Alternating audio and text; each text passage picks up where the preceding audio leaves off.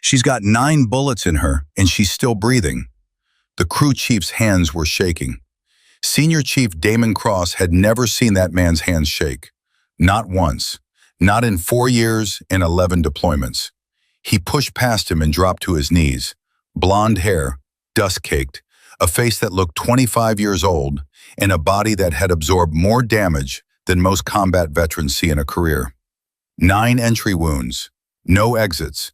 Her chest was moving, barely, impossibly, defiantly moving. Cross pressed 2 fingers to her neck. The pulse was there, faint as a whisper, but there. Get me a surgeon, now. She is not dying on this helicopter. If this story hits you, subscribe right now and drop your city in the comments. I want to see how far she reaches. The dust in Mosul never really settled. Cross had been told that once by an old Army Ranger who had done 3 tours in Iraq before the war had the decency to officially end. And he had filed it away the way he filed away most things people told him. Skeptically, provisionally, ready to be proven wrong.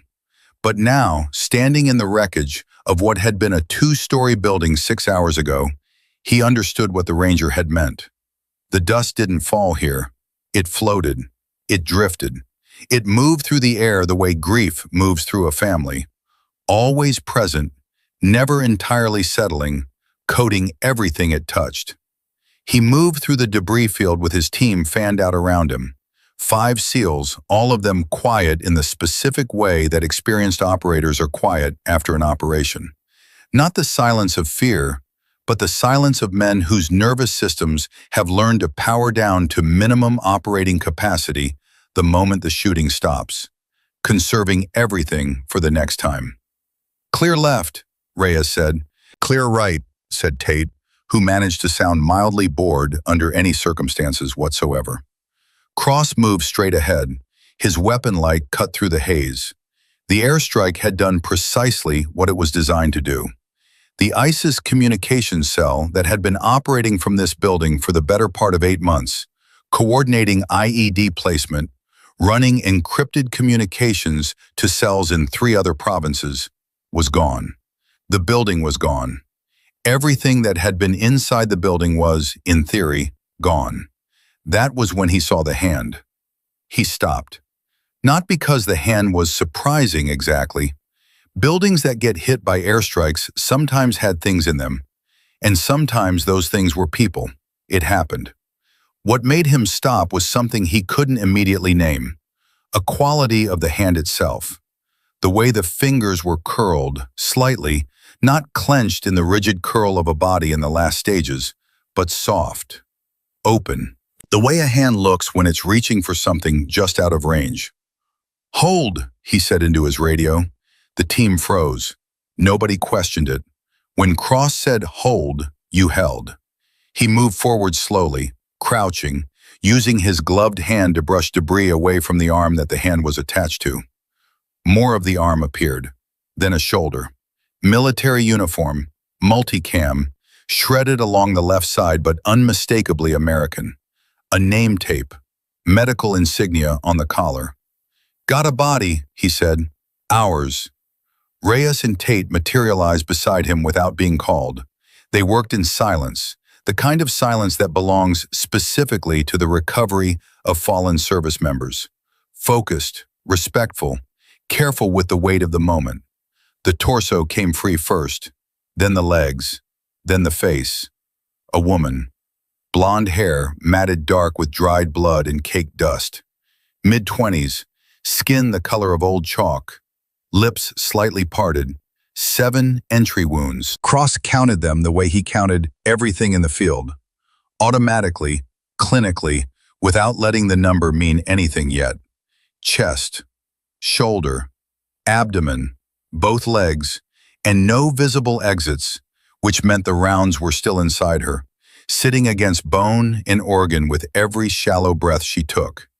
If she was taking breaths. Reyes exhaled slowly. "Chief," he said, "she's just a kid."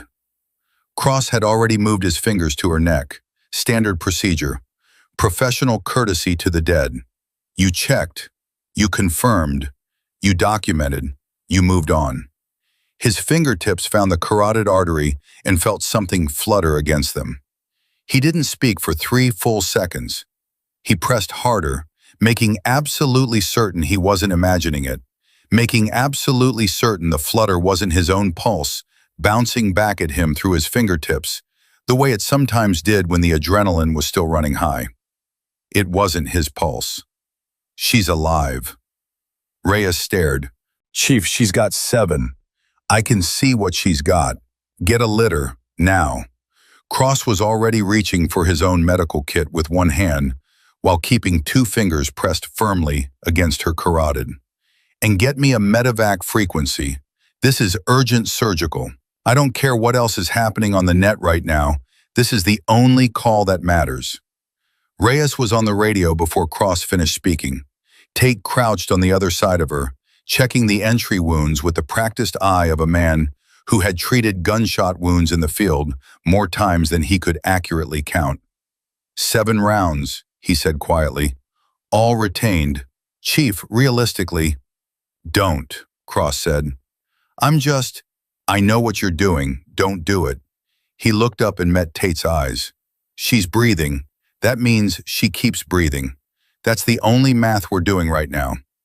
Tate nodded once and said nothing else. Cross carefully brushed dust from her collar, looking for dog tags. He found them crusted with blood, tilted them toward his weapon light until the stamped metal caught the beam. Vale, Cassidy, RHM2, Hospital Corpsman, 2nd class, USN, blood type, A positive. He read it twice. Then he looked at her face again. At the hands that were too fine bone for this, at the medical insignia on her collar, at the 7 entry wounds that by any reasonable physiological accounting should have ended her story before dawn. She's Navy, he said. Corpsman. The word landed differently than other words land in situations like that one. A corpsman. Someone who ran toward the shooting instead of away from it, but with bandages instead of bullets. Someone whose entire professional identity was built around keeping people alive. Alive. Evac inbound, Reyes reported. 4 minutes. Cross pulled a thermal blanket from his kit and laid it across her with a care he would have been embarrassed to have anyone comment on. Through the metallic material, he could see her chest rising and falling in movements so small they seemed like suggestions. Hold on, he said, not loud, just for her. We've got you now. You hold on. What Cross did not know, what none of them knew, crouching in the rubble of a Mosul building in the dark hours before dawn, was that the woman on the ground had been shot 9 times, not 7. 2 of the rounds had entered through her right side at such a similar trajectory that the entry wounds had partially overlapped, presenting to a visual field assessment as a single wound. The surgical team at Camp Spiker would discover the full count 3 hours later, when they opened her up and began the careful, methodical work of counting everything that had been done to her body and deciding what could be fixed. 9 rounds. She had taken 9 rounds and was still breathing. And the reason, the real reason, the one that had nothing to do with luck and everything to do with who she was and who had made her, had started approximately 26 years earlier on a flat piece of Kansas land outside a town called Pratt, where a master gunnery sergeant named Dale Vale had handed his 9-year-old daughter a rifle for the first time and said something she had been living inside of ever since. This isn't a weapon, Scout. Not yet. Right now it's a math problem. You ready to learn some math? She had been ready. 6 days before Cross found her in the rubble, Cassidy Vale was sitting in the back of a C-17 Globemaster at 31,000 feet, thinking about a promise. The promise had been made at a gravesite in Kansas on a cold October afternoon 7 years ago, with her mother holding both her hands and a flag folded into a triangle sitting in the front row of white chairs, and a bugler playing taps over the flat horizon. It had been a simple promise, as promises go, uncomplicated in its language, enormous in everything it cost. She had promised her mother that she would never pick up a weapon in war. She had kept it for 6 years. 3 deployments, Fallujah, Tikrit, 2 tours in Afghanistan. She had stabilized femoral bleeds under direct fire. She had performed emergency airways on men who were 30 seconds from brain death. She had carried a 200-pound Marine on her back through a minefield. She had done every single one of those things without picking up a rifle. And then she had boarded this aircraft, bound for Mosul, and something in her chest had started a conversation she didn't want to be having. "You the new doc?" She looked up. The man across from her had the face of someone who had made a career out of taking things seriously and was not entirely sure what to do with people who hadn't. Captain Marcus Braddock, Echo Company, 3rd Battalion. She had been introduced to him 40 minutes ago. "Yes, sir." "You look younger than I expected." "I'm 25, sir." Braddock studied her the way senior officers studied junior ones when they were trying to decide how much the junior one actually knew versus how much they just appeared to know. "You been in combat before?" "3 deployments, sir. Fallujah, Tikrit, Kandahar." Something shifted in his expression. Not disbelief exactly, but recalibration. He looked at her medical bag, 64 pounds of equipment that she wore like a second skeleton, and then back at her face. "What's your background before the Navy?" "My father was Marine Corps, scout sniper, 23 years. Braddock's expression didn't change, but his eyes did something. "What was his name?" "Dale Vale, sir." 3 seconds of silence, then, "Master Gunnery Sergeant Dale Vale." "Yes, sir." "Beirut, the RPG team, 1,100 yards." "Yes, sir." Braddock sat back. He looked at her for a long moment with an expression she had learned to recognize over 6 years. The look of someone recalculating something they thought they had already calculated correctly. "Your service record lists standard marksmanship qualifications," he said finally. "It does, sir." "Those are the qualifications you have? The standard ones?" Cassidy met his eyes. "Those are the qualifications listed in my record, sir." Braddock opened his mouth, closed it, opened it again. "I'm going to ask you a direct question, and I want a direct answer." "Yes, sir." "Can you shoot?" "I'm a corpsman, sir." "That's not what I asked." The aircraft hit a pocket of turbulence and dropped 6 feet before recovering. Around them, Marines grabbed gear and seatbelts and said things under their breath that were more colorful than the situation strictly required. Cassidy said nothing. Braddock watched her for another moment. Then he nodded slowly, the way a man nods when he's decided to let a question rest for now instead of forever. "Your job tonight," he said, "is medical support and nothing else. You stay in the rear element. You keep your head down. Anyone goes down, you patch them. That is your complete mission. Understood?" "Understood, sir." "You are not a rifleman." "I know what I am, sir." Braddock held her gaze for one more second. Then he nodded and turned away. Cassidy looked at the curved metal ceiling of the aircraft and tried to silence the conversation in her chest. She had kept the promise for 6 years. She would keep it tonight. She would keep it for as long as she was wearing this uniform. The promise was the last real piece of her father that nobody could take away from her, and she was going to hold it. She checked her medical kit, tourniquets, hemostatic gauze, needle decompression kits, IV supplies, morphine, carefully counted and logged. Everything in order. Everything except the quiet voice in the back of her mind that her father had always called the scout instinct. The part of a shooter that reads a situation before the conscious mind has finished assembling the evidence. That voice was telling her tonight was going to be different. She told it to be quiet. They hit the ground at 1:15 hours. The vehicles moved dark and quiet along a road that the map optimistically labeled a highway, and that reality had produced as a broken scar of cracked asphalt cutting through flat, featureless scrubland north of Mosul. Cassidy sat in the third vehicle between Lance Corporal Eddie Foss, 19, Georgia, trying to grow a mustache with limited success, and a corporal named Trent, who had the focused quiet of someone who had learned that pre-mission conversation was an energy expense he couldn't afford. "You nervous, Doc?" Foss asked. "No, I'm a little nervous." "That's normal. It means your brain is working." Foss considered this. "Is that something they teach you in Corpsman school, not medical school?" And yes, he nodded. Then, "Doc, can I ask you something?" "You're going to regardless." "Fair." He shifted his rifle to the other knee. "Your dad was Dale Vale, right? The sniper?" She didn't react. Not outwardly. "Where did you hear that?" "Sergeant Trent told me. He said your dad made a shot in Beirut that people still talk about." Trent, who had been staring forward with the fixed expression of a man deeply invested in appearing to be asleep, did not confirm or deny this. "My father served in Beirut, yes," Cassidy said. "Did he teach you to shoot?" The vehicle hit a pothole. The jolt moved through everyone in the cabin and settled. "He taught me a lot of things," she said. Foss opened his mouth for a follow-up question. She turned to look at the window, which was a polite enough signal that he let the question go unasked.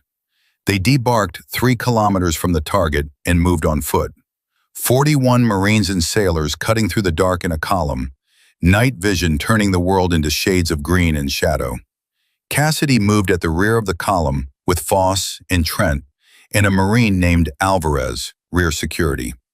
The compound materialized ahead at 0214 hours. 4 buildings, as advertised.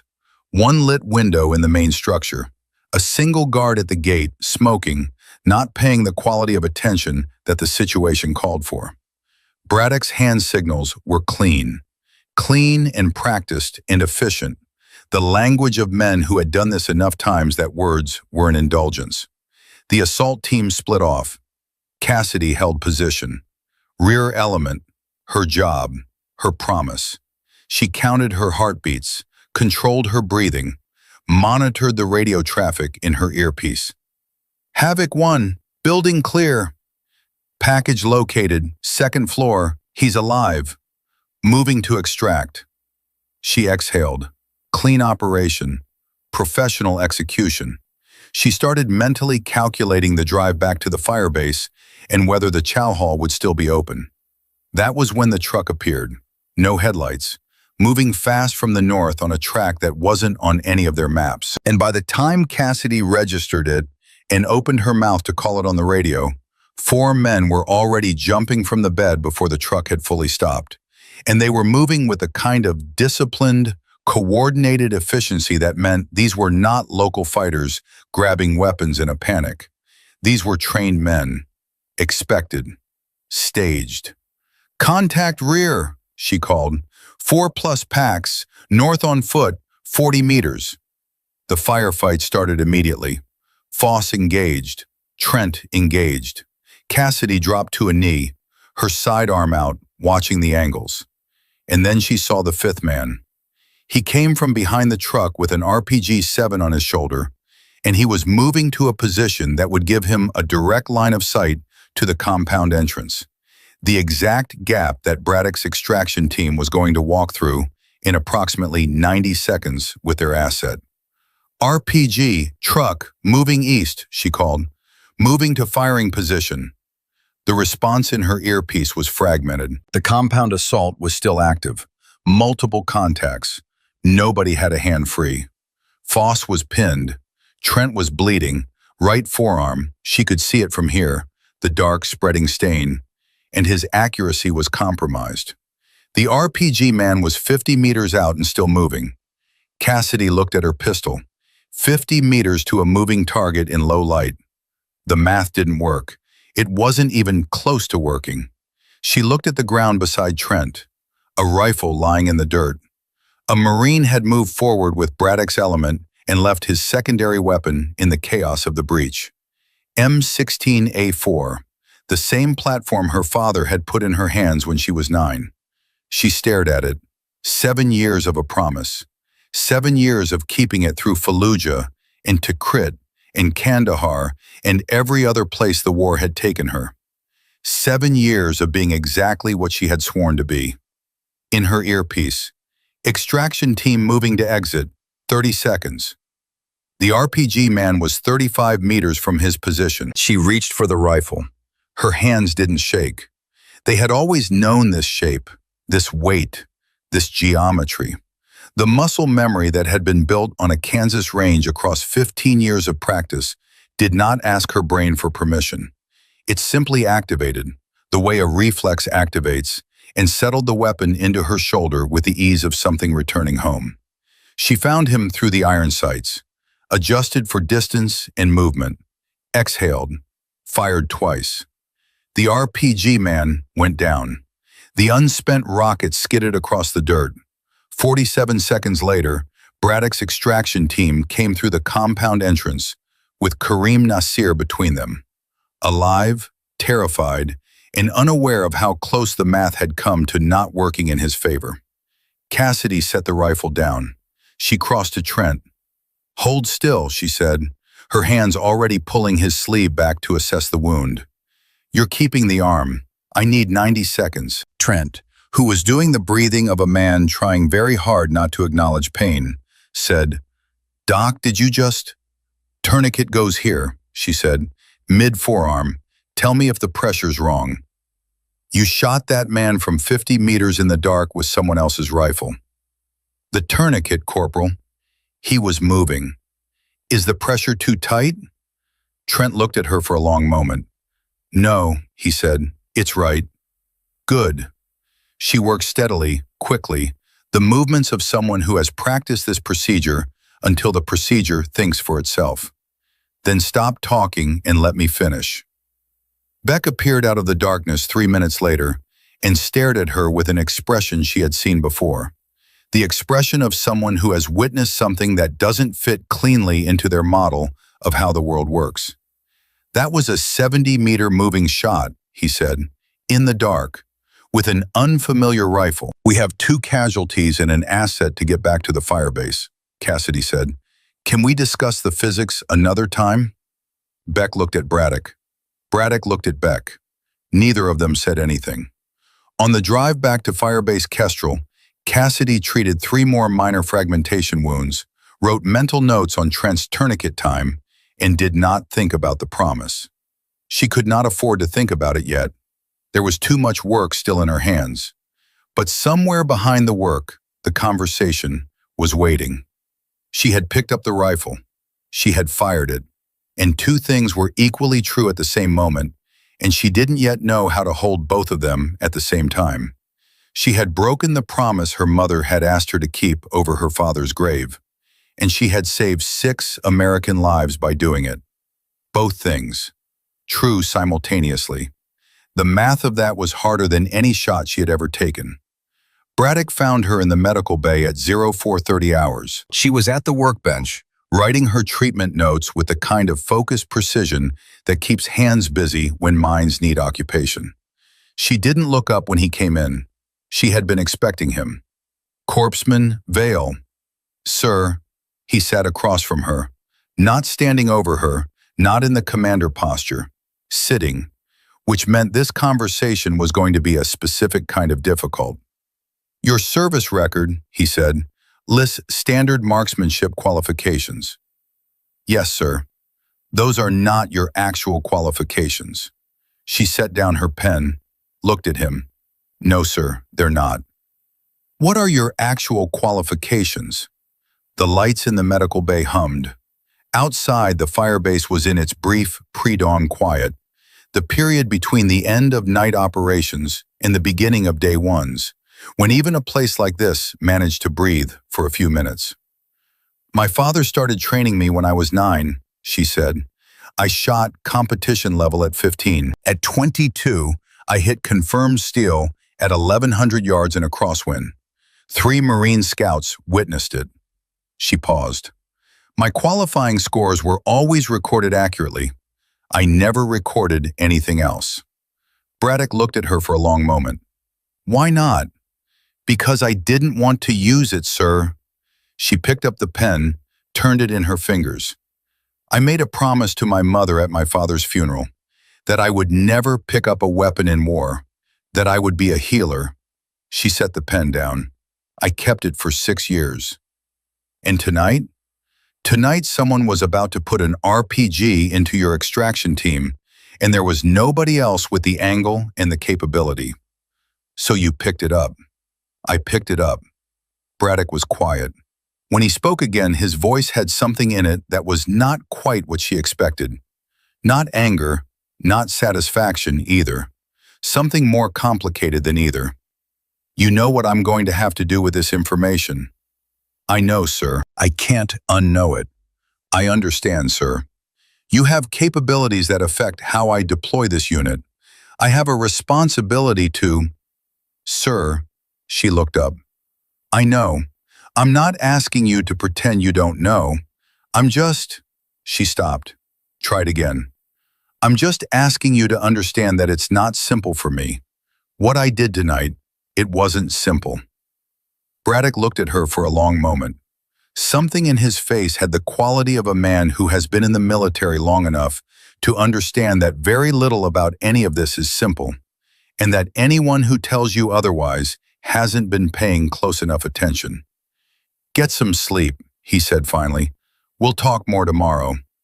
He stood, moved toward the door, then stopped with his back to her and said something she wasn't expecting. Your father, he said. I never met him, but I know the name. I know the story from Beirut. I know what he did and how many men came home because of it. He paused. The gift doesn't stop being a gift just because it was given under hard conditions. He left before she could respond.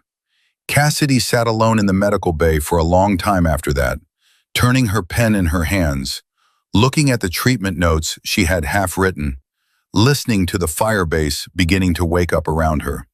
The promise was broken, or it was changed, or it had evolved into something that the girl at the graveside in Kansas hadn't had enough life experience to imagine yet. She didn't know which. What she knew was that somewhere in a vehicle heading back to the firebase, a man named Trent had 2 full use of a forearm he still needed. What she knew was that Braddock's extraction team had walked out of that compound entrance without walking into an RPG. What she knew was that 6 people were alive right now who might not have been. Was that the promise?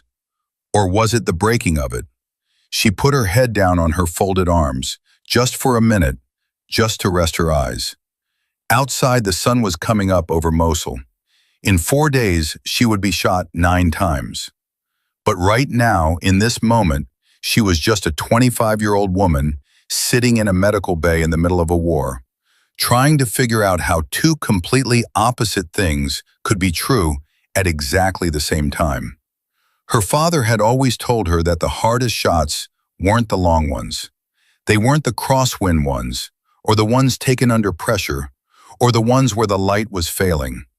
The hardest shots, he had said, were the ones where you already knew you had to take them, and you were taking them anyway.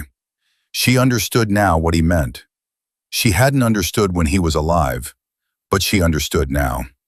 She slept 3 hours, maybe less.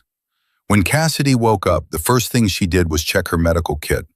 Not because it needed checking, because her hands needed something to do, while her brain caught up to the fact that the world was still moving forward, whether she was ready for it or not.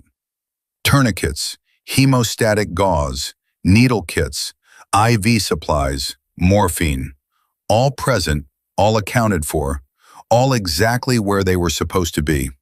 She closed the kit and sat on the edge of her cot and tried to decide how she felt about what she had done the night before. But feelings, she had learned a long time ago, didn't wait for a convenient moment to arrive. They arrived when they arrived, and the best you could do was not let them knock you off your feet when they came. What she felt was this: she had broken the promise. And somewhere underneath the clean, surgical guilt of that, underneath the image of her mother's hands holding hers at the graveside, underneath the sound of the bugler and the crack of the rifle salute and all of it, she felt something else. Something she didn't have a name for yet. Something that sat in her chest adjacent to relief, but wasn't quite relief. More like the feeling of a door opening that you had kept locked for so long, you had started to forget it was a door. She didn't trust that feeling. Not yet. She picked up her kit and went to check on Trent. He was in the medical bay, arm wrapped and elevated, sitting up with the alert posture of someone whose body had fully registered that it had been in a firefight approximately 5 hours ago and was not yet sure whether to be grateful or offended about the outcome. He looked at her when she came in. "Doc, how's the arm?" "Feels like someone hit it with a hammer." "That's accurate." She unwrapped the dressing, checked the wound. Clean margins, no sign of infection starting. The tourniquet had done exactly what it was supposed to do and had come off at exactly the right time. "You're going to be sore for 3 weeks. You'll have full function in 6. 6 weeks. "Weeks," she confirmed. He was quiet while she rewrapped the dressing. Then, "Doc, can I ask you something?" "You're going to regardless." "Last night," he waited until she looked up at him. "The RPG, man, you made that shot without thinking about it, like it was something you do every day." "I don't do it every day." "But you could." She taped the edge of the dressing and straightened up. "Is there something you actually need medically, Corporal? Or are we just having a conversation?" Trent almost smiled. "Both," he said, simultaneously. She looked at him for a moment. "My father taught me to shoot when I was 9 years old. I practiced for 15 years. The body remembers things the mind tries to put away." She picked up her kit. "That's all it was." "That's not all it was." "Trent, I've been shooting since I was 14, he said. "I have never in my life made a shot like that. The angle, the distance, the light, the movement. You didn't hesitate. You didn't even aim the way a person who doesn't know what they're doing aims. He stopped, shook his head. "You shot like someone who was born doing it." The medical bay was quiet around them. Outside, the fire base was fully awake now, the sounds of a forward operating base going through its daily rhythms, generators humming, vehicles moving, voices carrying across open ground. "I need you to rest the arm," Cassidy said. "Keep it elevated. Come find me if the swelling increases or the pain changes character." She was at the door when he said, "Your dad. He was one of the best snipers in Marine Corps history." She stopped. "I looked him up," Trent said quietly.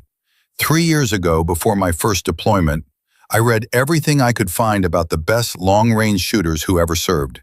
Dale Vail was in everything I read." He paused. "He saved a lot of people. You know that, right?" She didn't turn around. "The people he saved went home," Trent said. "They had kids. Some of those kids are probably serving right now. The math of one man with a rifle and the right training, it compounds, Doc. It goes forward in ways you can't track." She left without responding, but she carried what he said. She was still carrying it 4 hours later when Braddock walked into the briefing room and told the assembled unit that they had a new operation. The room went quiet the way rooms go quiet when the people in them are experienced enough to understand that quiet in a briefing room means the mission is serious. Braddock stood at the front with a map and the flat expression of a man delivering information he has already processed emotionally and is now presenting purely as data. "ISIS Communications Hub, Northern Mosul," he said. "Combined operation. Our assault element plus a 6-man SEAL package for the intel exploitation. We hit it tonight, we take it down, we document everything they've got inside and extract clean." He tapped the map. "Intel on this one is solid. 3 sources, independently confirmed. The hub coordinates IED placement across 60 kilometers. Shutting it down saves lives. Not theoretical, not projected. Actual, countable lives over the next several months." He looked around the room. "Questions on the objective?" No questions on the objective. "Medical support," he said, and his eyes found Cassidy across the room. "Single corpsman, full kit, standard rear element positioning." He held her gaze for 1 beat longer than was strictly necessary for a commander addressing a unit member. "Any questions on that assignment?" "No, sir," Cassidy said. He nodded and moved on.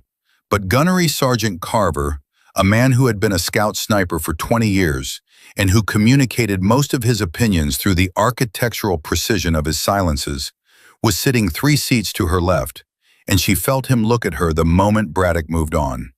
She did not look back. She had learned early that engaging Carver's sideways attention was an invitation to a conversation that would take longer than any conversation she currently had time for. She was wrong about being able to avoid it. He caught her in the corridor afterward, fell into step beside her without any preamble at all, which was completely consistent with everything she had observed about how Carver operated. He was 64-inch economy of motion in a uniform. "Vale," he said. "Gunny, Beck told me what happened last night. Beck talks too much. Beck talks exactly the right amount. He's very precise." Carver matched her stride. 70 meters, moving target, iron sights, night conditions. It worked out. "Stop saying that." His voice wasn't sharp. It was the opposite of sharp, worn smooth by repetition, the way river rocks get worn smooth. When someone makes a shot like that, "it worked out" is an insult to the physics involved. He paused. "Your father was Dale Vale." People keep bringing that up because it explains things that need explaining. He was quiet for a few steps. "I was on the range in Wyoming when you shot that 1,100-yard steel. 3 years ago, I was one of the 3 witnesses." Cassidy stopped walking. Carver stopped with her. He looked at her with eyes that had seen a great many things from a great distance and had learned to process all of it with the same methodical calm. "I didn't know it was you at the time," he said. "Not specifically.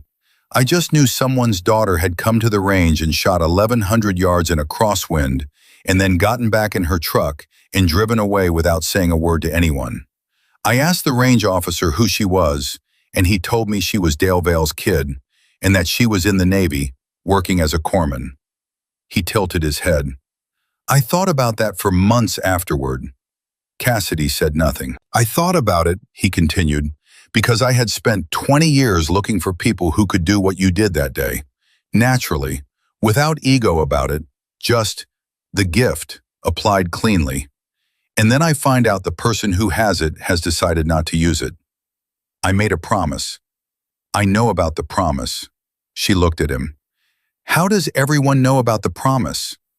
"Braddock briefed me this morning. He wanted my read on the tactical implications." Carver's expression didn't change. "I told him the tactical implications were significant. I also told him that a person's reasons for not using a skill are that person's reasons, and they don't stop being valid because the skill is extraordinary." He paused. "But Vale, I want you to hear me say this because I don't say things I don't mean. What you have is not just a talent. It's not just training. It's both of those things combined in a ratio that I have encountered maybe 4 times in 20 years. He looked at her directly. "Your father had it. You have it. And I don't know what to do with the fact that it's sitting in a medical kit instead of a sniper system." The corridor was empty. The generator hummed its steady note somewhere through the walls. "I'm a corpsman," Cassidy said. "That's who I am. That's what I do. You're also the best natural long-range shooter I've ever seen. Those 2 things don't have to conflict." Carver was quiet for a moment. Then, "No," he said slowly, "I suppose they don't." He looked at her as if he were seeing something take shape that he'd only previously theorized about. "The question is whether you're going to keep pretending only one of them is real." He walked away. She stood in the corridor alone and felt the words settle into her the way cold settles into a building. Through every gap, finding every place the insulation wasn't quite enough, spreading until the temperature of everything inside changed, whether you wanted it to or not. That night she loaded her medical kit for the operation and tried not to think about what Carver had said. She tried not to think about the RPG man, about the way her hands had moved without hesitation, about the fact that somewhere in her muscle memory, underneath 6 years of IV lines and tourniquets and needle decompression kits, there was a shooter who had never stopped practicing even when she stopped going to the range, who had run the calculations automatically, without being asked, the way a second language you learned young comes back to you even after years of not speaking it. She thought about her father instead, about the last thing he had said to her that wasn't about the cancer or the hospice or the arrangements that needed to be made. He had been sitting in the backyard on one of the good days when the pain management was working and he could sit up straight and look like himself for a few hours. "The rifle doesn't make you dangerous, Scout," he had said. Dangerous is just a word people use when they can't think of the right word. What the rifle makes you is complete. You see angles that other people don't see. You do the math that other people can't do. You have patience that most people give up on before they've even started. He had looked at her. "You can't put that down. Not really. You can carry it quietly, but it doesn't go away." She had said, "I can try." He had smiled. The real smile, not the medicated one. "You can try," he had agreed. "But Scout, there's going to be a moment when you're glad you didn't succeed." She closed her medical kit. She had thought she knew what he meant. She had thought the moment he was talking about was the RPG man the night before. She had thought the debt was settled, the prophecy fulfilled, the one deviation from the promise explained and paid for. She was wrong. The mission launched at 01:15 hours, almost exactly 24 hours after the previous one. Different vehicles, different route, different objective.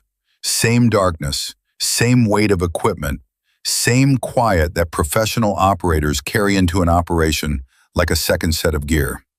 Cassidy moved in rear position, 40 meters behind the main element, medical kit against her hip, sidearm on her thigh. This was her position. This was her role. The compound materialized at 01:42 hours. The breach went clean. She counted it in the radio traffic. Main building secure in 4 minutes. ISIS communications equipment located and documented. 2 fighters down, 2 captured. Building declared clear. She let herself breathe. And then the floor of the secondary building came apart. The secondary device had been planted in the subfloor, not detectable on the sweep they'd done, not visible to any of the sensors they'd brought, placed there by someone who had understood that a sophisticated communications hub might eventually attract precisely this kind of attention. 40 pounds of homemade explosive, pressure plate triggered, designed to activate when weight moved across the loading zone of the adjacent structure. The blast wave hit Cassidy first as sound, enormous, physical, the kind of sound that registers in your chest before your ears process it, and then as force, lifting her off her feet and putting her down hard on her right side, the medical kit slamming into the small of her back. For 3 seconds, she couldn't hear anything. Then the radio came back. Fragments, voices running over each other. Structure 2 down, man under, can't reach. She was already moving. Building 2 had lost its eastern wall and most of the roof. Braddock's voice was cutting through the fragmented radio traffic, telling units to stay clear of the unstable structure. And then another voice, tighter, more strained. Sergeant Major Torres, who had been inside securing one of the captured fighters when the blast hit. "I've got 2 Marines down, both critical. I cannot move them without medical." "Structure is not stable," Braddock said. "Hold position." "Braddock, they will die." A pause, short. The kind of pause that contains a decision being made under the worst possible conditions. "Doc," Braddock's voice, directed at her specifically. "Your call." She was already at the gap in the wall. "Going in," she said. Inside was darkness and the smell of burning plastic and copper, and everything that buildings become when they fail catastrophically and quickly. Her light swept across the space. Torres was in the far corner, crouched between 2 men. Lance Corporal Devin Marsh, 22, Memphis, Tennessee, femoral artery. The blood beneath him was already pooling wide, and at the rate she was calculating, she had 90 seconds before the volume loss crossed into the range where no intervention would matter. Private First Class Tyler Gomez, 19. Albuquerque. Lips blue, neck veins standing out like ropes. Trachea shifted right. Tension, pneumothorax. Heart being compressed by trapped air. 4 minutes, maybe less.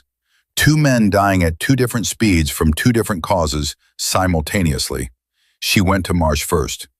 Tourniquet, she said, more to herself than to Torres, because her hands were already moving, and her mouth was just providing a running translation of what they were doing. Combat application tourniquet. High and tight, windlass cranked hard. 1 turn, 2, 3, lock. The bleeding slowed to a seep. Stay with me, Devon. She slapped his cheek lightly. His eyes, half closed, flickered. Don't you close your eyes. I need you here.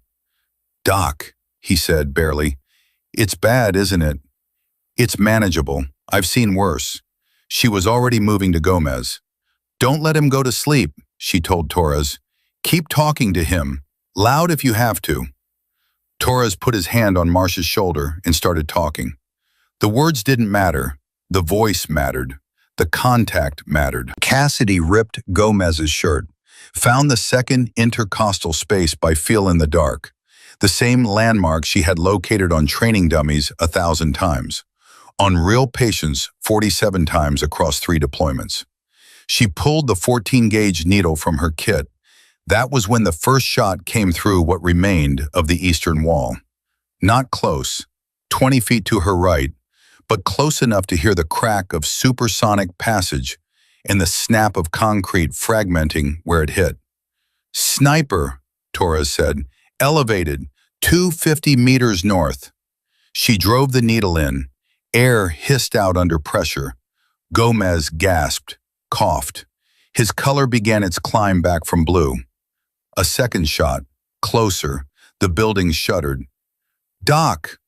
Torres's voice had a specific quality, controlled, the voice of a man who has something to say that he knows will land badly.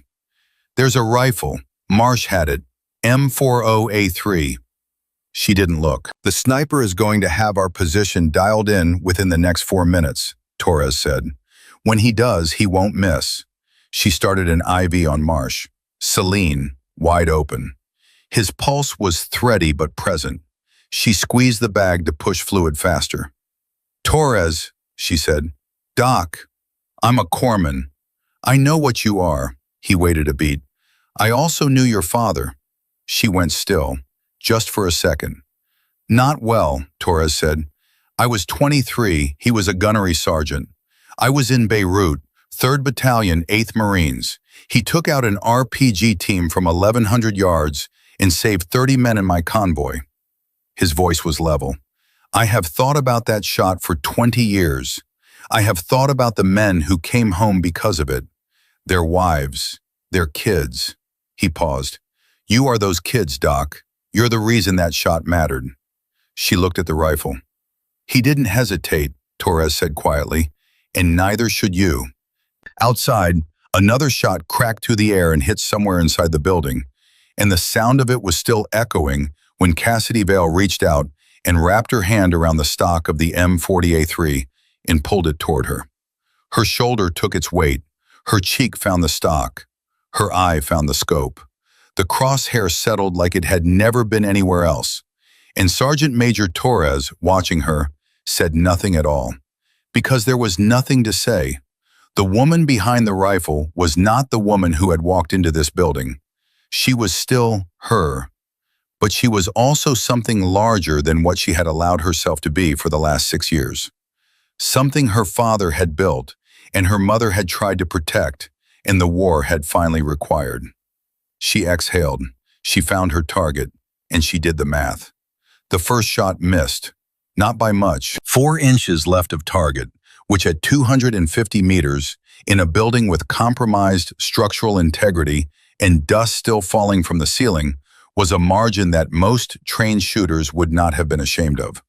But Cassidy was not most trained shooters, and she knew exactly what she had done wrong before the bullet finished its flight. She had tensed on the trigger instead of squeezing through it.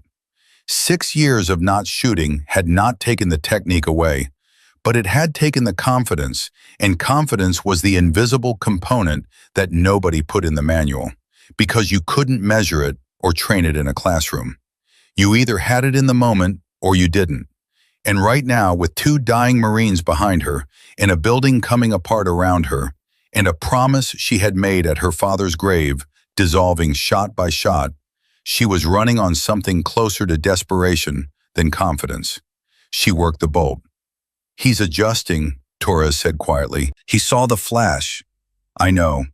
"Doc, I know." She adjusted the scope, breathed in, breathed out, felt the crosshair waver, and then, with the specific physical effort of someone overriding their own nervous system by force of will, felt it steady. "Don't talk for 3 seconds." Torres went silent. She fired. Through the scope, she watched the bullet travel. At 250 meters, the flight time was less than half a second. But when you were behind the glass, it felt longer. It always felt longer. Her father had called it the honest moment, the space between the trigger breaking and the impact, when you had done everything you could do and the physics had taken over, and all that remained was to find out whether you had done it correctly. She had done it correctly. The sniper dropped off the elevated position and did not reappear. Torres let out a breath that sounded like it had been stored under pressure. "Clean," he said. "1 down." She was already reassessing. "What else have you got?" "Machine gun, east wall, PK pattern, 2-man crew. They've got Beck's element completely suppressed. Nobody in that corner of the compound is moving. Range? 340, elevated behind a vehicle." She shifted, found it in the scope. The gap she needed to thread was approximately 18 inches wide, the space between the vehicle's left fender and a concrete block that the crew had used to stabilize their position. At 340 meters, 18 inches was a surgical window, the kind of shot that a firing range instructor would set up as an advanced exercise for students who had already mastered everything else. She ran the geometry without speaking. Wind had shifted slightly, coming more from the north now, maybe 6 miles per hour. At this range, that was a 4-inch drift to the right. The elevated position meant a slight upward trajectory compensation. The gap meant she could not afford to be wrong by more than 2 inches in any direction. "Doc!" Marsh's voice from behind her, weak, distant, the voice of a man whose body was rationing its remaining energy with extreme care. "You're going to miss me if I die, right?" "You're not dying," she said, without moving her cheek off the stock. "Just checking." "Stop talking." "Yes, ma'am." She fired. The sound was enormous in the confined space. Marsh flinched. Gomez made a sound. Torres said nothing. Through the scope, she watched the gunner jerk and go sideways. "Hit," Torres said. She worked the bolt. The ammunition feeder had lifted his head, looking at his partner, trying to understand what had just happened. That was his mistake, and she was sorry for it, in the way you can be sorry for something while doing it anyway. She acquired him, fired. The machine gun went silent. In her earpiece, Beck's voice, usually the most controlled voice on any channel he was on, cracked slightly. "What just happened? Who suppressed that position?" Torres keyed his radio. "Vale, she's in building 2. A silence. Then Beck said, "That gap was 18 inches. "I'm aware," Cassidy said. "At 340 meters. I know the range, Beck." Another silence, then quieter. "Her father is Dale Vale, isn't he?" Nobody answered that. Nobody needed to. The firefight outside was changing character now. With the machine gun down and the position sniper eliminated, the ISIS element had lost its 2 force multipliers, and the sound of the engagement was shifting from the sustained suppression of an organized attack toward the fragmented, retreating fire of fighters who were reassessing whether this was still worth pressing. Braddock was moving elements forward. She could hear it in the radio traffic. The geometry of the compound was changing in their favor. She set the rifle down and turned back to her patients. Marsh's tourniquet was holding. His pulse had not improved, but it had not worsened, which was the best she could hope for.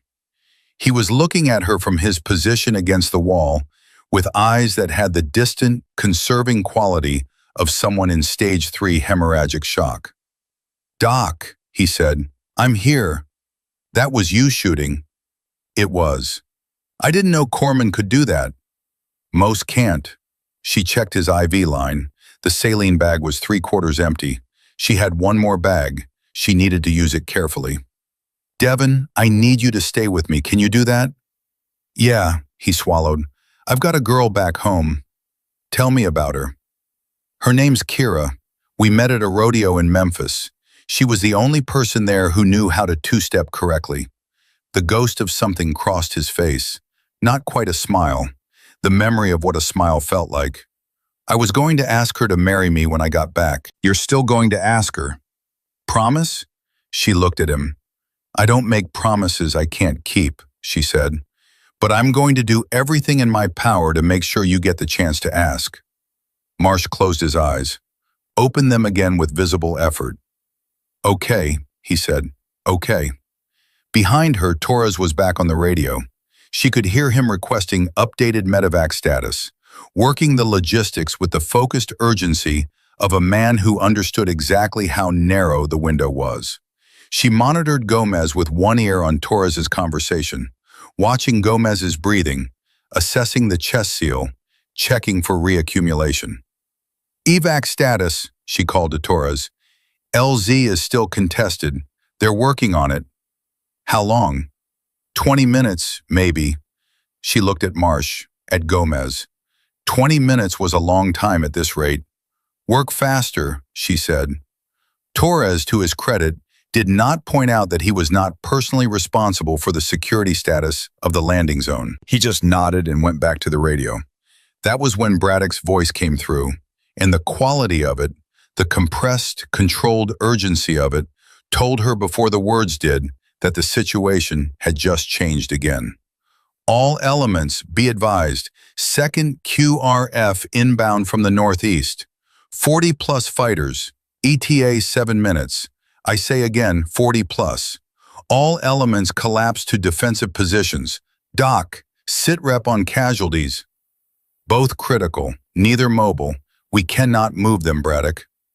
A pause. The kind of pause that holds a calculation. "Copy. Hold position. We're coming to you." "How many?" "Enough." Another pause.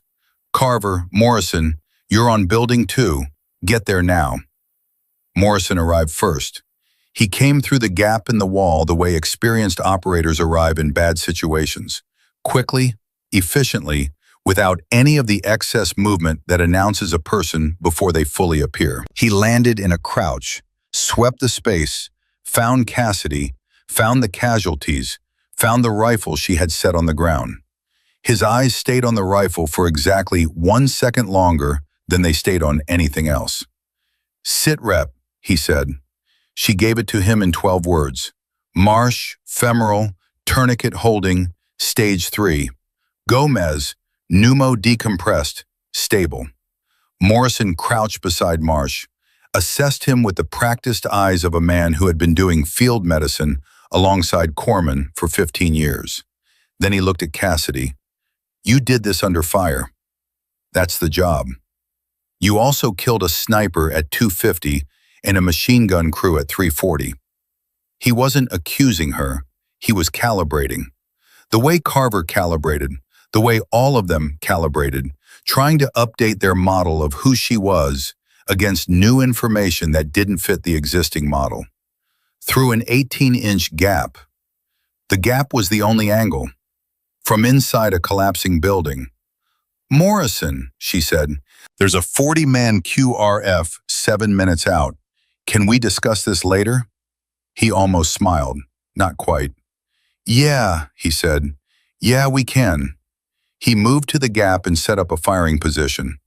"I've got the east approach. What do you need?" "Keep anyone from coming through that gap," she said. "And if you see anything at distance that I need to worry about, tell me the range and the wind." He looked at her. "You're going to shoot again." "If I have to." "With what?" She looked at the M40A3 on the ground. That's Marsh's rifle, Morrison said. Marsh can't use it right now. Morrison was quiet for a moment, then, your father was Dale Vale. I know who my father was. I served with him, Morrison said. Not in Beirut, later, Kuwait. He was the best I ever saw. He paused. Until tonight. She had no answer for that. So she picked up the rifle and she did not think about the promise, and she did not think about her mother, and she did not think about the graveside in Kansas. She thought about Marsh's pulse rate and Gomez's respiratory pattern, and the 7 minutes that were becoming 6 minutes that were becoming 5. Carver arrived 90 seconds later with 2 more Marines. The building filled with the controlled activity of people preparing to hold a position that was not designed to be held against a force that was not designed to be stopped by the number of people currently in this room. But nobody said that. You didn't say that. You set up your fields of fire, and you checked your ammunition, and you trusted the training and the people beside you, and you did the work.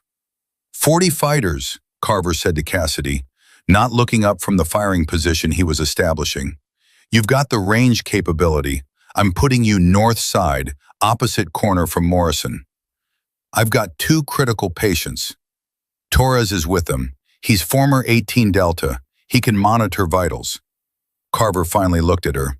Vale, right now, the best thing you can do for Marsh and Gomez is keep 40 ISIS fighters from walking through that gap. You understand? She understood. She moved to the north corner.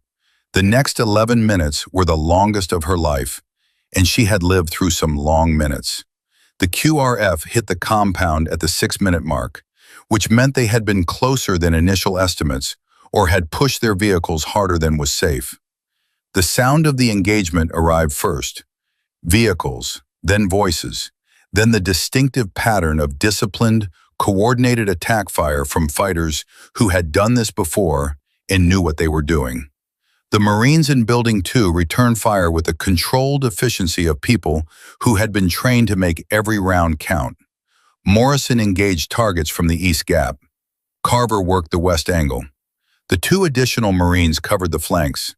Cassidy worked the north.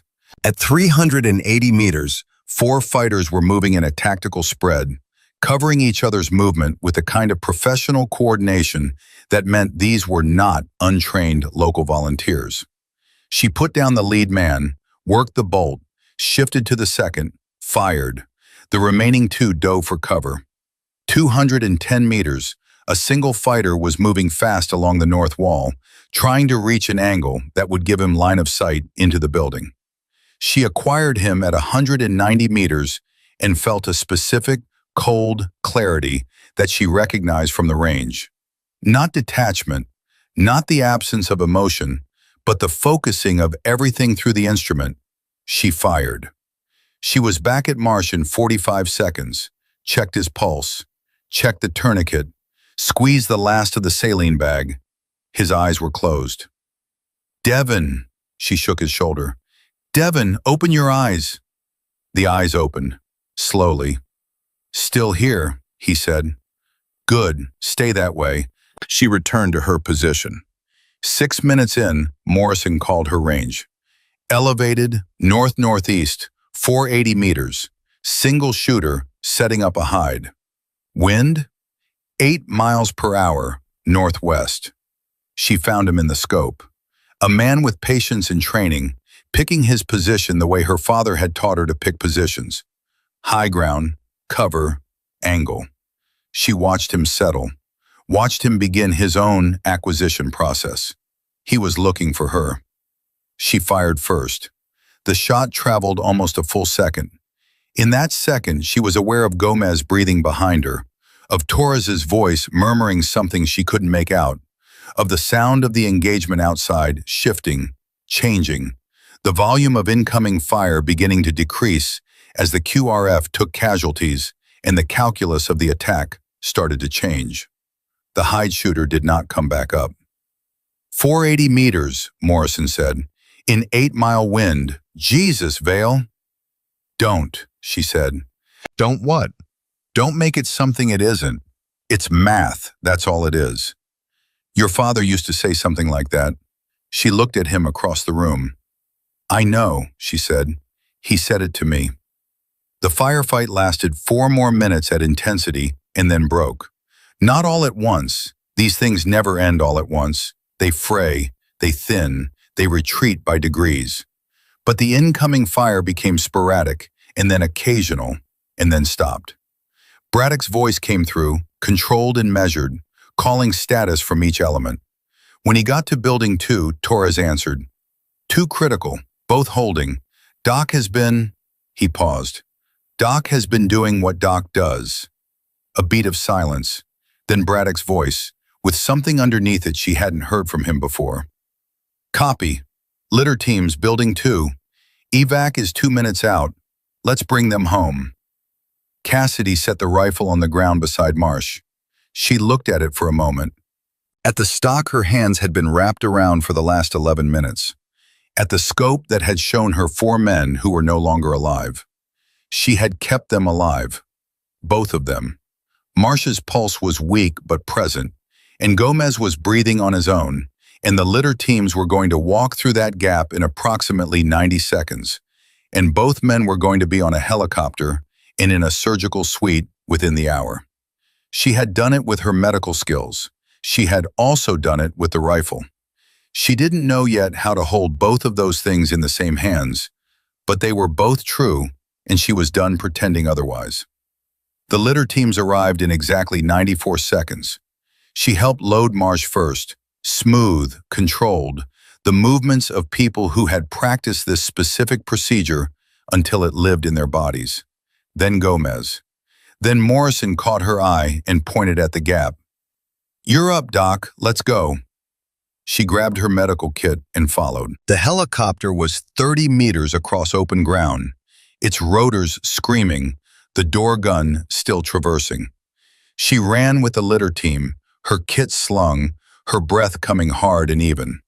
The crew chief was already crouched in the door, reaching down, pulling Marsh's litter up and in. She climbed aboard. She was turning to help with Gomez's litter when she heard Morrison shout her name. She turned. She did not see where the fire came from. She never did afterward when she tried to reconstruct it. One moment she was turning, and the next moment the first impact hit her right chest, like a hammer swung by someone with no concept of restraint, and the force of it spun her halfway around. And she thought for one completely disoriented second that she had run into something. Then she looked down. The second round hit her left side, and she felt ribs give way. Not shattering, but cracking. The sensation of structural failure that the body registers differently than other pain. Deeper and more fundamental. The third and fourth hit her right thigh in a 2-round burst, and her leg buckled. She grabbed the doorframe. She was not going down. She refused to go down. She had 2 Marines on this helicopter, and she was the only medical support on this aircraft, and she was not going down.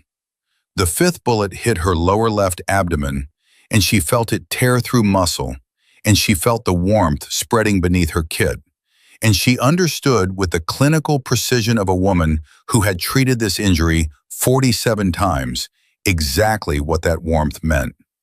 The 6th hit her right shoulder, the 7th hit her left calf, and her leg gave out completely, and she went down onto the deck of the helicopter, and the kit she had carried for 6 years slammed into the floor beside her, and she heard Morrison screaming, and she heard the crew chief, and she heard the rotors, and she felt the helicopter beginning to lift. She was looking up at the inside of the aircraft. At the ceiling she had looked at from the other side 100 times, standing over patients, working with the calm efficiency that kept people alive. She was on the wrong side of the ceiling now. The 8th round came through the skin of the aircraft and hit her left arm, and she felt the bone crack, and she thought, with the peculiar clarity that arrives sometimes at the worst moments, 8. That's 8. The 9th hit the medical kit she was still gripping with her right hand, punched through the hemostatic gauze and the IV bags, and lodged somewhere in the equipment, stopped before it reached her. 9. She counted them all. Torres had once told her that her father hadn't hesitated. In Beirut, with the RPG team, 1,100 yards and no hesitation. She understood now what it had cost him. Not the shot. The shot was just math.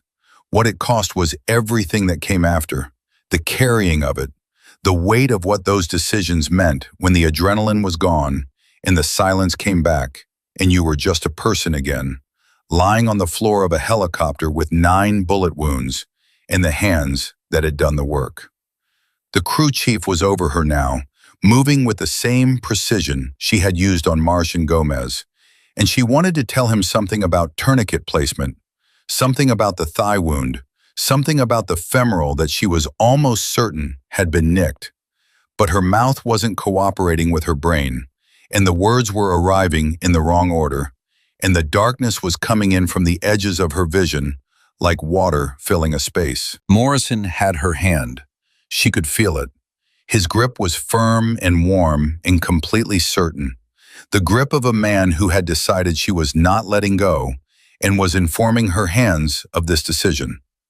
"Stay," he said. Just that. Stay. She heard her father's voice, not a memory of it, not the reconstructed version that grief builds to replace what's gone. The actual voice, the one she had known from 9 years old, the one that had taught her wind and distance and the math of impossible things. "Both hands, Scout," it said. "You needed both. I'm proud of you." She tried to say his name. The sky outside the helicopter door was going gray at the edges. Then it was going white. Then it was gone. The first thing that came back was sound, not words, not voices, just the low, persistent hum of a generator running somewhere through a wall. The kind of sound that exists in military medical facilities, the way background radiation exists everywhere. Constant, invisible, something you only notice when you start paying attention to it. Then the smell arrived. Antiseptic, and underneath it something else. The specific, layered scent of a place where serious things were being done to human bodies around the clock. Then the pain. It arrived the way her father had once described a long-range bullet arriving on target. Not all at once, but in sequence, each impact registering separately before combining into a single, overwhelming fact. Right chest, left side, right thigh, abdomen, shoulder, calf, and underneath all of them, deeper than the specific wounds, a general systemic pain that said, "Your body has been through something significant and is currently in the process of deciding how it feels about that." Cassidy opened her eyes. White ceiling, fluorescent light, the specific flatness of military medical facility illumination. A face appeared above her. Female, mid-40s, army uniform, the white coat of a physician over it. Eyes that communicated professional competence and the particular practiced gentleness of someone who had done this specific thing, told wounded service members what had happened to them, more times than she would ever count. "Good morning, Corpsman Vale." The voice was measured, calm, calibrated for exactly this situation. "I'm Lieutenant Colonel Ashby. You're at Camp Spiker Theater Hospital. You've been here for 9 days. 9 days. Cassidy processed that, tried to speak. Her throat sent back a report that was entirely negative on the subject of speaking without water. Ashby anticipated it, held a cup with a straw to her lips. The water tasted like the best thing she had ever tasted in her life, and she had been in places where the standards for best thing were not particularly high. "Marsh," she said. The word came out rough, shaped wrong, but intelligible. "Gomez." Ashby's expression did something, softened in a specific and controlled way. "I'll tell you about your patients, but first I need to give you the medical summary. Can you hear me out?" "Marsh first." "After the summary, Corpsman, I need you to listen to all of it before—" "Please." The word came out with more of an edge than she intended, or maybe exactly as much edge as she intended. "Tell me about my patients. I need to know they're alive before I can process anything else. Please." Ashby held her gaze for a moment. Then she sat down in the chair beside the bed, which was the posture of a physician who has decided to meet a patient where they are, rather than where protocol says they should be. Corporal Marsh is alive, she said. They saved the leg. He's in rehabilitation. He'll walk without a prosthetic. Cassidy closed her eyes. Private First Gomez was discharged from the surgical unit 6 days ago, Ashby continued. His lung reinflated fully, no permanent damage. He's been asking about you every day since he was ambulatory. She kept her eyes closed for a moment longer, felt something that had been clenched in her chest for the entirety of however long she had been unconscious, finally release its hold. The way a fist opens after it has been closed long enough that opening it hurts. They were alive, both of them. She had done her job, both jobs. Okay, she said, tell me the rest. What Ashby told her took 23 minutes.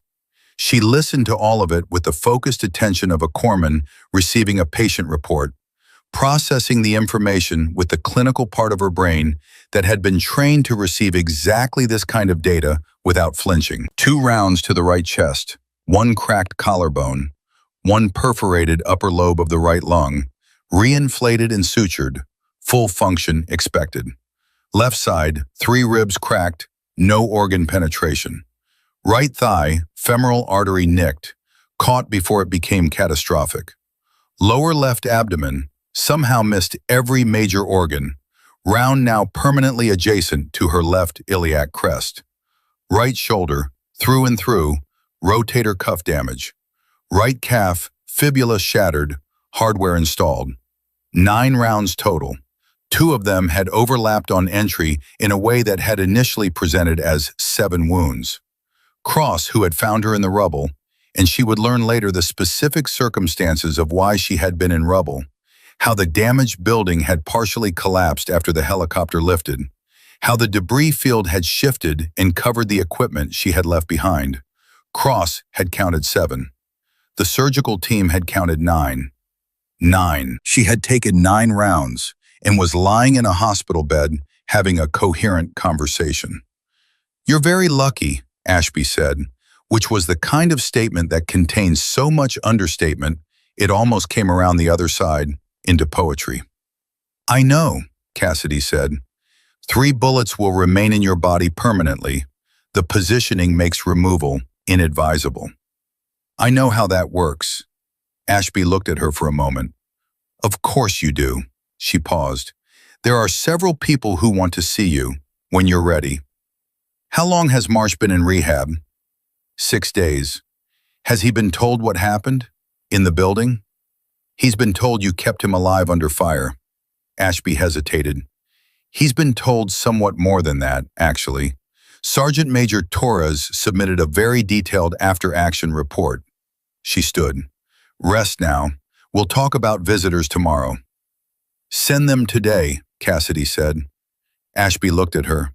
I've been unconscious for 9 days. That's enough rest. She shifted in the bed, felt the full inventory of her injuries protest in unison, ignored them with the focused discipline of someone who had been practicing the management of physical discomfort for a very long time. Send them today, please. Ashby left. Cassidy stared at the ceiling and thought about 9 days. 9 days of nothing. 9 days of the world continuing forward without her participation. Marsh in rehabilitation. Gomez discharged and asking about her. Torres filing reports. The unit doing whatever the unit was doing. And her mother. The thought arrived with the specific weight of something she had been unconsciously avoiding and could no longer avoid now that consciousness had fully returned.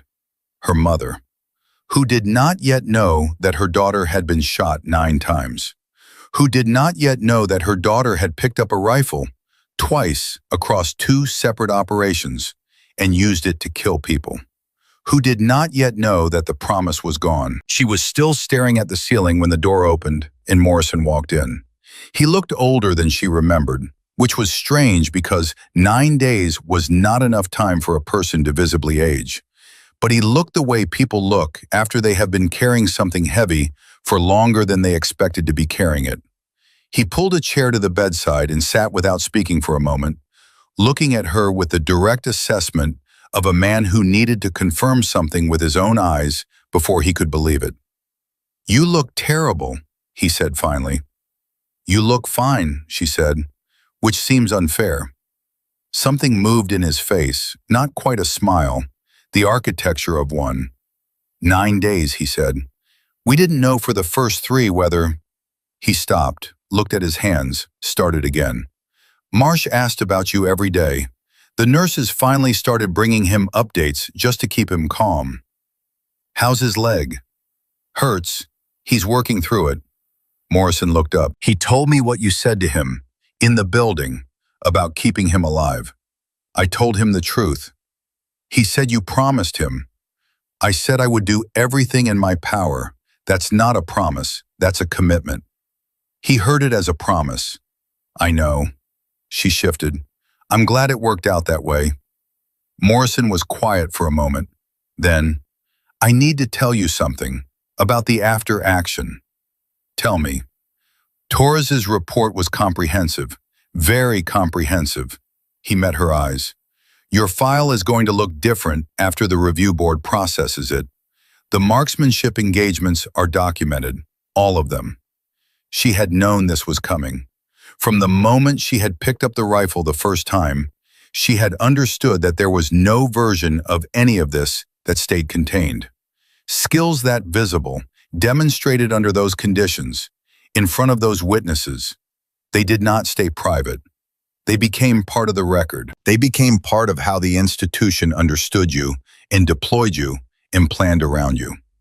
"How many people know?" she asked. "Everyone who was in that building. Everyone who reviewed the footage." He paused.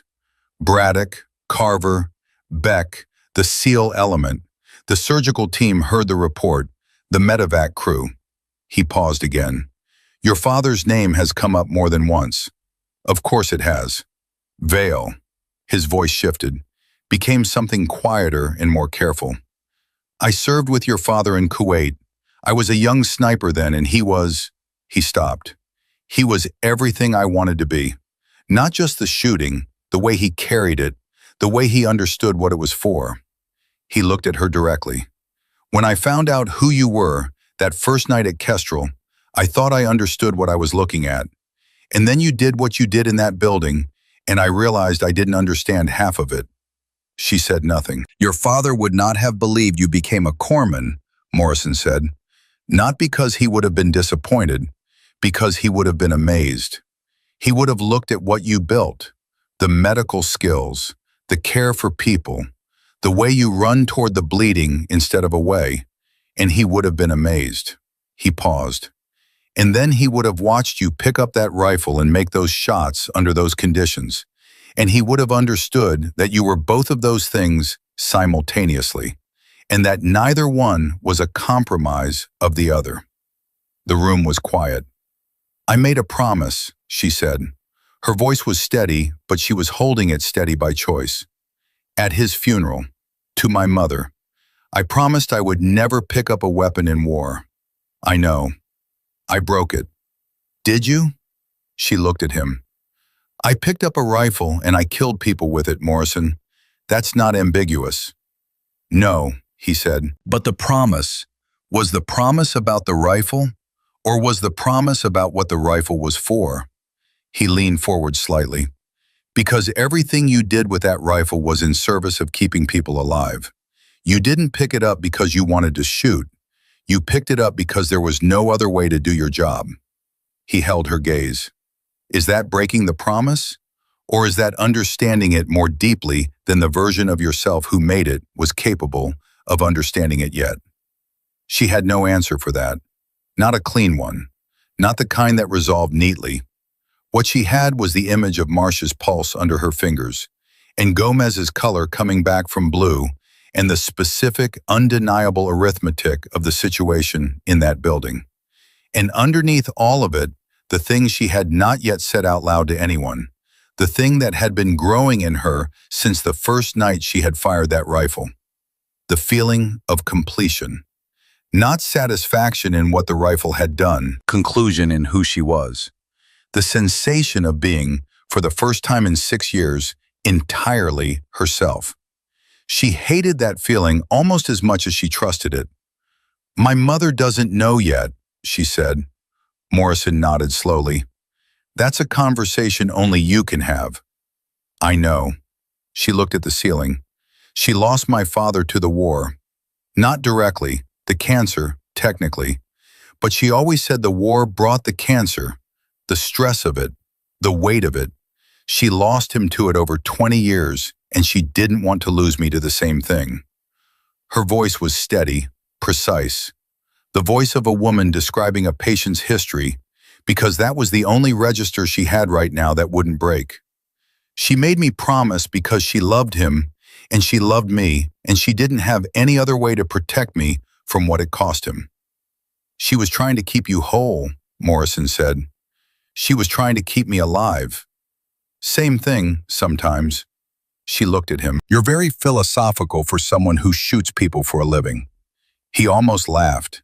It was the closest thing to a laugh she had seen from him, and it changed his face entirely, briefly, before it closed back down. 23 years, he said. "You accumulate things."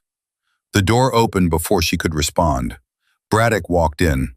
He looked at Cassidy with the expression of a man who has been carrying a significant weight for 9 days and has just been told he can set it down. He sat in the second chair. Morrison slid his aside to make room and looked at her for a long moment without speaking. "Sir," she said.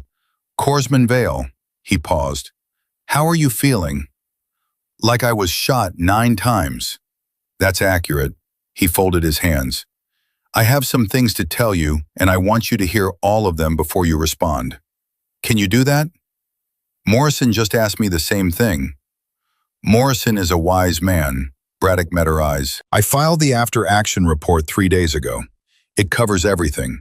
The first operation, the RPG engagement, the Mosul compound, all 6 rifle engagements, the medical care, the full timeline."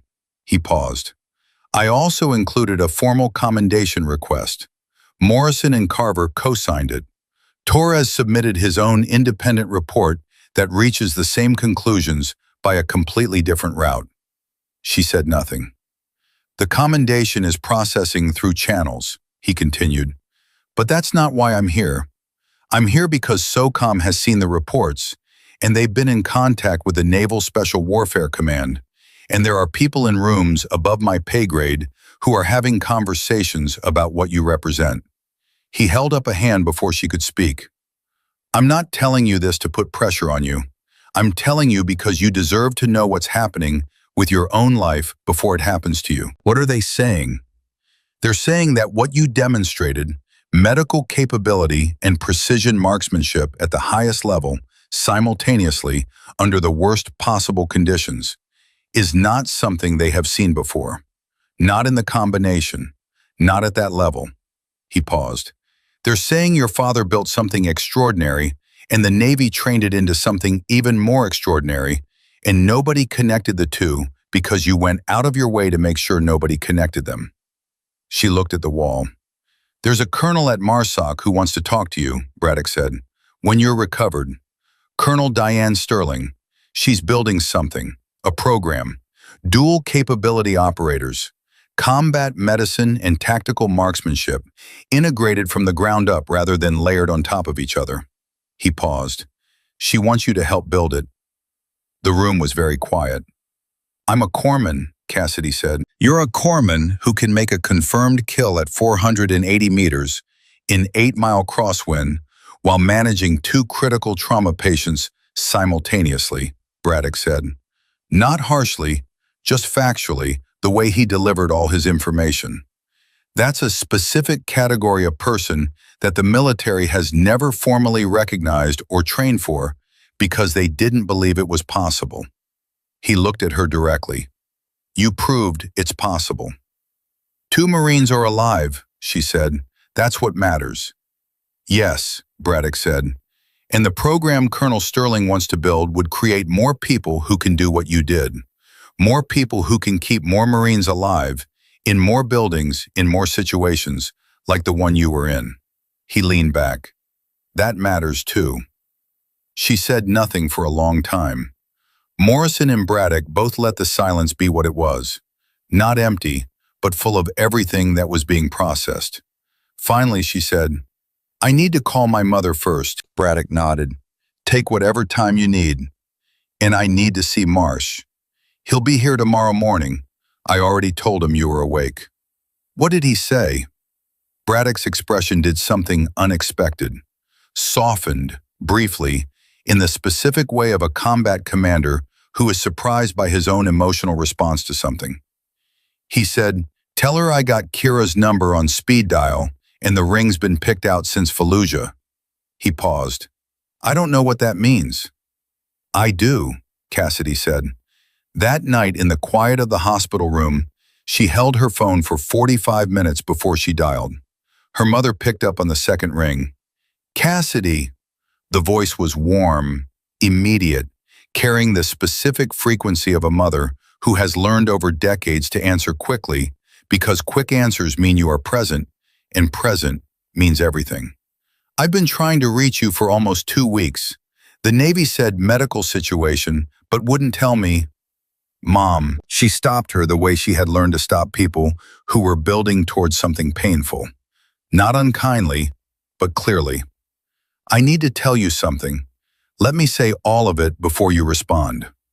The pause on the other end was the pause of a woman who knew that sentence, who had heard a version of it on a military chaplain's lips and a physician's lips, and had organized her entire emotional architecture since then around not hearing it again. "Okay," her mother said. The word was very small. "I was shot 9 times. I'm in a military hospital in Iraq. I am going to make a full recovery. The doctors have told me this clearly, and I believe them. And I need you to believe it too, right now, before I tell you the rest." Silence. "I also broke my promise." The silence became a different texture. "I picked up a rifle," Cassidy said, "twice, in 2 separate operations. And I used it." She kept her voice steady with the same effort she used to keep her hands steady for a needle in a moving vehicle. "I need to explain why, and I need you to let me finish before you respond. Because if you respond before I finish, I'm going to lose my nerve and I have to say all of it." Her mother said, very quietly, "Then say all of it, baby." She said all of it. She started with the first night, the RPG man, the 6 lives in the 3 seconds, and the rifle on the ground. She moved to the Mosul compound, to Marsh and Gomez on the floor of the collapsing building, to the sniper and the machine gun crew, and the 40-man QRF, and the 11 minutes of keeping 2 men alive with both sets of hands simultaneously. She said it all without stopping, without softening, without the professional medical detachment she used when she needed to distance herself from what she was reporting. She said it as herself, all of herself. When she finished, the phone was quiet for a long time. "You broke your word," her mother said. "I did. You promised me." "I know." "How could you?" The voice broke, recovered. "How could you?" "Because 2 Marines were dying on the floor in front of me, and I was the only person in that room who could do both things at once," Cassidy said. "Because Dad put both of those skills in me, and I spent 6 years treating that like a problem to be managed instead of a gift to be used." Her voice held. "And because I think he always knew this moment was coming. I think he taught me both things because he understood. The way he understood everything about this work, that there would be a moment when I needed both hands." The silence on the other end was long. Outside Cassidy's window, the base was running its night operations, generators and vehicles, and the distant sound of aircraft, the unceasing rhythm of a place at war. "He told me something," her mother said finally. The voice was different now, still strained, still carrying the weight of 20 years of worry, but underneath it something else, something being worked through in real time. "The last year, before the cancer got bad, he told me that the thing he was most afraid of wasn't dying, it was leaving you incomplete." A long breath. "I thought I understood what he meant. I thought he meant he was afraid of leaving you too young, not teaching you everything. Mom, but I think now he meant something else. I think he meant he was afraid you'd let yourself be divided, that you'd choose one half of yourself and put the other away. Her mother's voice cracked, fully this time, and didn't try to recover. I made you promise to put the rifle away because I was afraid it would take you from me the way it took him. And all I did was make you only half of what you could be. Cassidy felt her own voice failing and did not try to stop it. You were trying to protect me. I was trying to keep you, her mother said. There's a difference. A pause, filled with the specific texture of a person arriving somewhere they didn't expect to arrive. Cassidy, you saved those boys. Yes, with both. Yes. Then, her mother stopped. When she spoke again, the voice was careful, precise, moving through something difficult with the deliberate pace of someone making sure they say the right thing instead of the easy thing. Then I think your father would say that you didn't break the promise. I think he'd say you finally understood it. They talked for 2 hours. It was the longest phone call they had ever had. They talked about Marsh and Gomez, about the compound, about Morrison and Torres and Braddock. They talked about Dale Vale and what he had been and what he had left behind, and what it meant to carry someone forward through the skills they put into you. They talked about the program Sterling wanted to build. When they finally said goodnight, Cassidy sat in the dark for a long time, feeling the weight of everything still in her body. The 3 permanent bullets, the hardware in her calf, the stitched lung, the cracked ribs slowly knitting themselves back together, and she felt, beneath all of it, something she had not felt in 6 years. Not peace exactly. She was not ready to call it peace, but the beginning of something that might become peace, if she took care of it. The beginning of being entirely herself. Marsh arrived at 0800 hours. He came through the door on crutches, moving with the careful, deliberate pace of someone who was still negotiating a new relationship with his own body. And when he saw Cassidy sitting up in the hospital bed, he stopped in the doorway and just looked at her for a long moment with the expression of a man who has been rehearsing a conversation for 9 days and has just discovered that every version he rehearsed was wrong. You look terrible, he said. That's the second time someone has told me that in 12 hours, she said. I'm starting to take it personally. He laughed. It came out short and a little raw, the laugh of someone who needed the release more than the humor warranted. He crossed the room and lowered himself into the chair beside her bed, and she watched how he managed the crutches and the movement and the weight distribution and assessed it all with the automatic clinical attention she applied to everything. And what she saw was good. The leg was healing correctly. The rehabilitation was taking. They told me you were awake, he said. I didn't sleep. You should have slept. Doc, he looked at her directly. You kept me alive in that building for 34 minutes with 9 bullets in you by the end of it. I think I'm allowed to not sleep. She said nothing to that because there was nothing useful to say to it. I remember most of it, he said, more than I thought I would. They said the shock would blur the memory, but I remember your hands. I remember the tourniquet. I remember you telling me to stay awake and talk to you. He paused. I remember you picking up my rifle. Devin, I'm not going to make a big thing of it, he said. I just need you to know that I know what you did. Not just the shooting, the whole thing. Both things at the same time. He leaned forward slightly. I'm going to marry Kira, you know that. And when I do, and when we have kids someday, and when those kids ask me how I'm still here, I'm going to tell them about a corpsman from Kansas who decided that saving someone's life meant using every single thing she had and didn't stop until the job was done. His voice held. That's what I'm going to tell them. She felt the pressure behind her eyes that she had been managing since she woke up, and managed it again, by habit, by discipline, by the same force of will she used for everything else. Ask her, Cassidy said. The moment you're home, don't wait. First thing, he said, promise. She almost told him she didn't make promises. Then she looked at his face, at the 22-year-old from Memphis who had been bleeding out on a compound floor 9 days ago and was sitting in a chair in front of her with his whole life still ahead of him. And she said, "I believe you."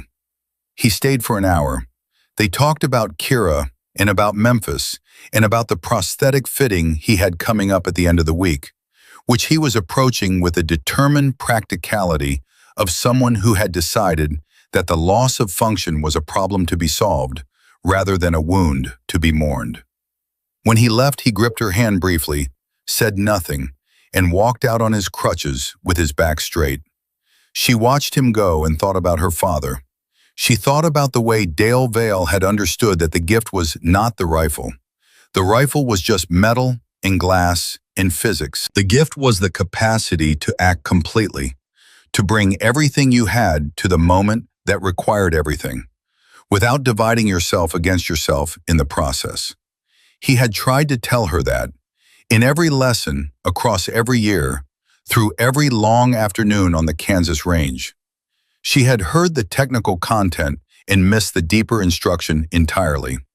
It had taken a collapsing building in Mosul to teach her the rest of it. Colonel Diane Sterling arrived 2 days later. She was lean, precise, the kind of officer who moved through rooms as if she had already assessed every exit and found them all adequate. She sat down without ceremony and looked at Cassidy with eyes that had the quality of someone who had spent a long time looking for a specific thing and was now fairly certain they had found it. "I've read Torres's report," Sterling said, "Braddock's report, Morrison's statement, the medevac crew's account, the surgical team's notes." She folded her hands. "I've also pulled your father's service record and read it in full." "Everyone keeps doing that," Cassidy said, "because it explains things." Sterling did not smile, but something in her expression acknowledged the observation. "I'm building a program, integrated combat medicine and tactical marksmanship. Dual capability operators trained from the ground up to do both at the highest level, not layered on top of each other as an afterthought, but integrated from day one into a single operational identity." She paused. "I want you to lead the first class." Cassidy looked at her. "I'm a corpsman." "You're the corpsman who managed 2 critical trauma cases simultaneously with 6 rifle engagements across 34 minutes in a compromised structure against a 40-man QRF, Sterling said, with the flat precision of someone reading a technical specification. "You're the person who proved that the 2 skill sets are not in opposition, that a person can carry both without compromising either." She leaned forward slightly. "That's not something I can teach from a textbook. I need someone who has lived it." "I almost died living it." "Yes," Sterling said, "and that matters. I don't want an instructor who makes it look easy. I want an instructor who can tell a class of 16 people exactly how hard it is and exactly why it's worth it anyway." The room was quiet for a moment. "What would the program actually look like?" Cassidy asked. Sterling talked for 40 minutes. Cassidy listened to all of it with the focused attention she gave to mission briefs. Not passive reception, but active processing, building the picture, identifying the gaps, finding the places where the plan met reality and needed adjustment. She asked 12 questions.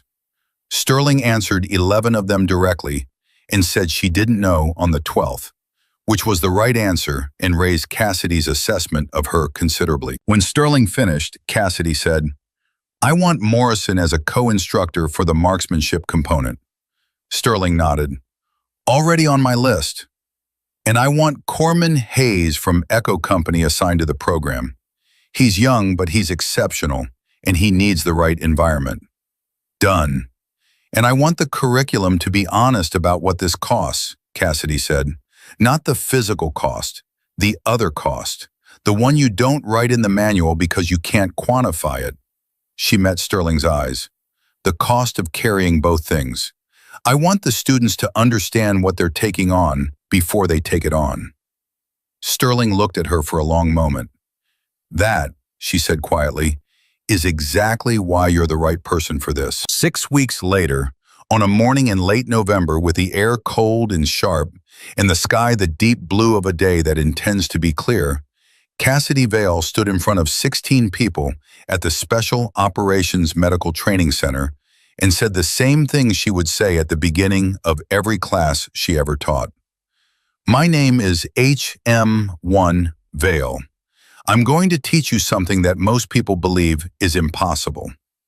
The faces looking back at her held the predictable range, skepticism in various grades and textures, the particular wariness of experienced operators who have seen programs come and go. One face in the back row, a Marine sergeant named Okafor, big and composed and wearing his doubt like a second uniform, with the specific expression of a man who had decided to reserve judgment but was not going to make it easy to earn.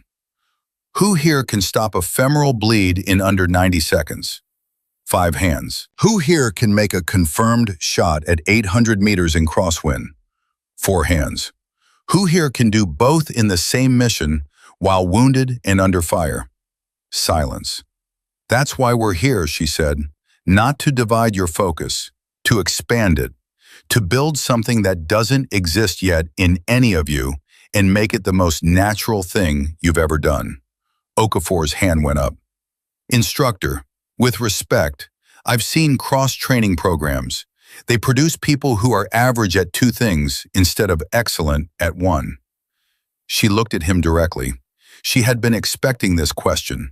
She had been expecting it from the moment she saw his face. You're right, she said. The room shifted. Nobody expected that. Bad cross-training programs do exactly that, she said.